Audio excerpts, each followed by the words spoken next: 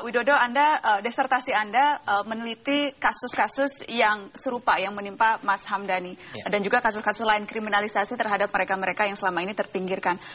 Apa yang Anda temukan dalam penelitian Anda? Apa yang bisa menjelaskan yang menimpa Mas Hamdani ini?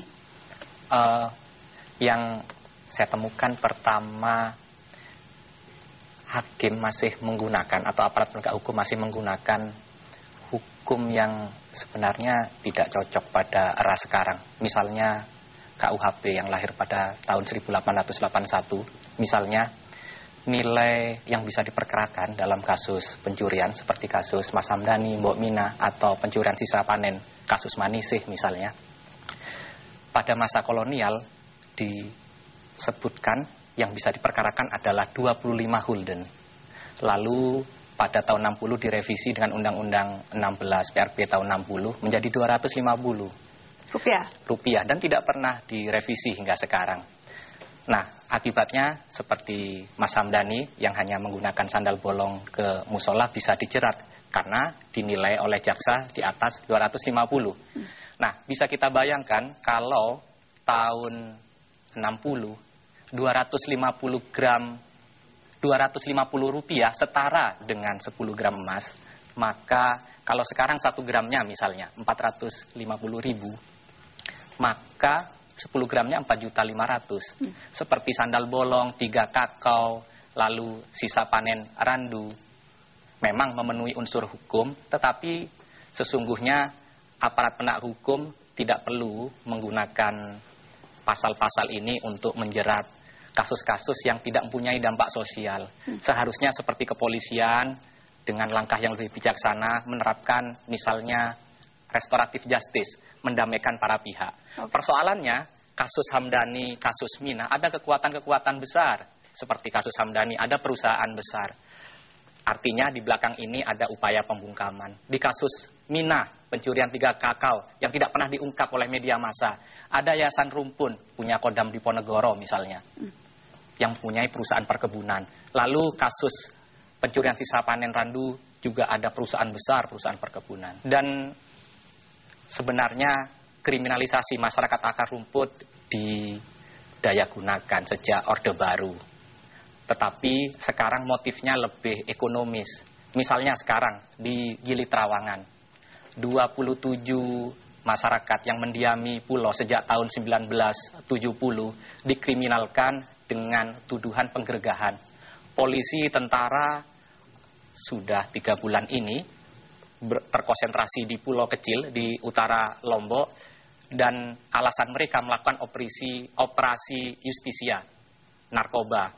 Tetapi belum ada satupun yang dikriminalkan kasus narkoba. Yang terjadi masyarakat satu persatu dijemput, bahkan sekarang 27, mungkin nanti akan membengkak jumlahnya dengan pasal penggeledahan Undang-Undang 51 tahun 60, menduduki tanah yang bukan haknya. Ternyata di belakang itu ada korporasi besar, perusahaan besar yang akan membangun hotel. Nah, seperti kasus Mas Hamdani. Mas Hamdani dibungkam dengan pasal yang sebenarnya dipaksakan. Seperti juga kasus Minah dan Pak Widodo, dalam penelitian Anda, selain kasus-kasus yang tadi Anda sebutkan, apalagi kasus-kasus serupa yang terjadi pada aktivis atau pada mungkin penggerak yang menyuarakan hak-hak atau mungkin orang-orang yang sama sekali buta hukum? Misalnya kasus Manisih. Manisih mengambil sisa panen randu. Menurut kebiasaan di masyarakat Jawa, di pedesaan, mengambil sisa panen, baik padi, randu, daun cengkeh, atau tambak ikan, bukan disebut pencurian, tetapi gresek atau ngasak.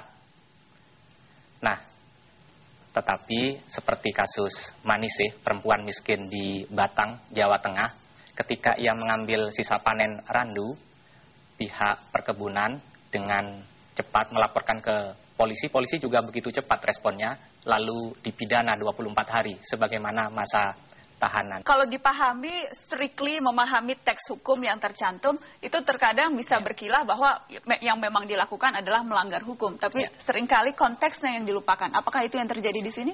Ya, karena mainstream pendidikan di Fakultas Hukum masih formalistik, Artinya hukum identik dengan undang-undang. Di luar undang-undang bukan hukum. Dan saya melihat sangat berbahaya kalau kemudian hukum diidentikan dengan keadilan. Bahayanya kalau hukum diidentikan dengan keadilan, maka pencarian keadilan di luar hukum akan dihentikan. Sebagaimana kasus Mina, Hamdani, kemudian Manisih dan sebagainya. Nah, saya pikir yang paling penting ke depan pendidikan hukum, saya juga kritik otokritik sebagai dosen, seharusnya sebelum sarjana hukum menjadi lawyer, menjadi pengacara, menjadi jaksa, menjadi hakim, harus menjadi manusia lebih dulu sebelum ia menjadi aparat penegak hukum.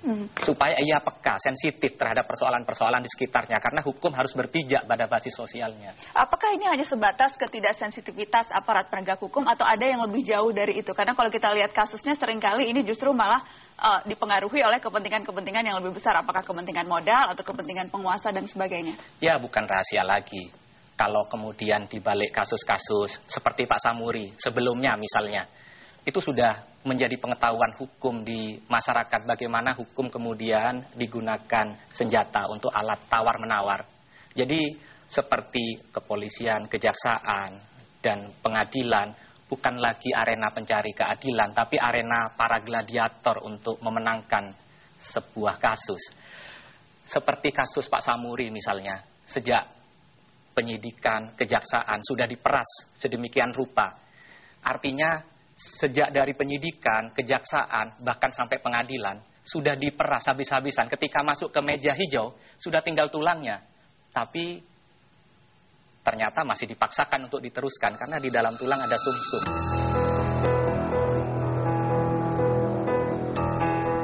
Elegi Hamdani, Samuri, dan cerita patahnya pedang keadilan Sang Dewi adalah catatan kaki betapa ruwetnya hukum di Republik ini. Hukum dahsyat menggelegar saat membela pelaku korupsi. Hukum tak terdengar bagi orang kecil yang nyanyi sunyi keadilannya tercederai. Sebanyak itu hukum dipertontonkan, sekeras itu keadilan dipermainkan. Tafsir kekuasaan menggemakan kematian keadilan. Hukum memang harus ditegakkan, bukan hanya sebatas ruang pengadilan atau pasal ayat aturan. Martin Luther King, tokoh hak sipil Amerika, pernah bersuara. Jangan pernah lupa, kejahatan Hitler dahulu dilakukan secara legal. Ini sebuah peringatan. Hukum bukan barang dagangan. Ia harus mengabdi kebenaran, juga kemanusiaan.